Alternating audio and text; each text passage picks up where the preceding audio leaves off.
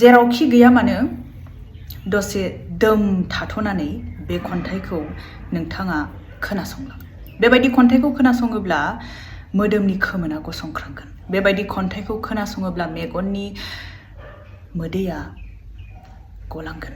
बेबायदि खन्थाइखौ खोनासङोब्ला गोसोआ बोरैबा मोनगोन। बेबायदि खन्थाइखौ खोनासङोब्ला गोजांस्रिउ मोनगोन। खुलुमबाय, आसा खालामो नोंथांमोना बयबो मोजाङै दं होननानै। दिनै नोंथांमोननि सेराव आं गोदान दोंसे खन्थाइ आवरायथिनो आखायाव लादों। आसा खालामो नोंथांमोना खन्थाइखौ मोजां मोनगोन आरो खोनासंलांगोन होननानै। दिनैनि खन्थाइनि मुङा जादों आं न' फारसे गिदिंबोफिनबाय आयै। बे खन्थाइखौ सुजुदों आंगोनि आदा डक्टर बुद्धदेव लाहारीया। बिथाङा धेमाजि जिल्लानिफ्राय। खन्थाइखौ आवरायथिनो आखायाव लाबाय, खोनासंलांदो। लोगोसे आवरायनायनि सिगां आदानिसिम साबायखर थाबाय बे खन्थाइखौ आंनो आवरायनो खाबु होनायनि थाखाय आरो गनायथि होनायनि थाखाय। आवरायथिनो आखायाव लाबाय, खोनासंलांदो।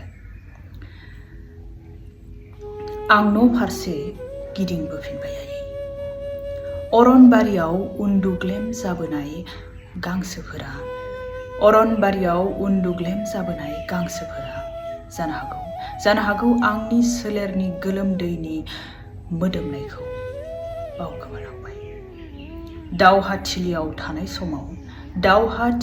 थानाय समाव आंगोनि रजेया मोदैजों लिरहरनाय फरायजोबनो मोनै थैसाम नांफबनाय आद्रा लाइजाम।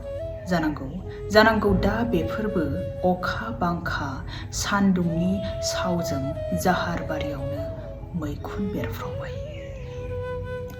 खोमसि हराव थाम्फै लेवारजों बिसिगि खानानै मोनबोनाय अनथोब आंनि बिखा बिगुरनि गाराय रानस्लाबनो मोनासै। दिनै बेयावनो गुबुन जाबाय जों बिदा फंबाय। खुगायाव गोथां गुलि अरनानै बावखुंग्रि हाजोनि अन्थाइ थाफायाव दानख'नानै गारबोनाय जोंनि जिउनि समायखिरा।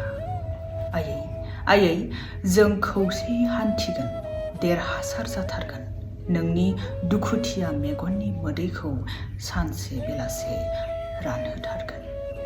समायखिरानि बैफोर गासैबो रादायफोरा देंखो बुखांरोङै गोफोन गादां खुज्रानि गोरबोआव दिनै फेलें दाहानि हांमा सुरबाय। आं न' फारसे गिदिंबोफिनबाय आयै।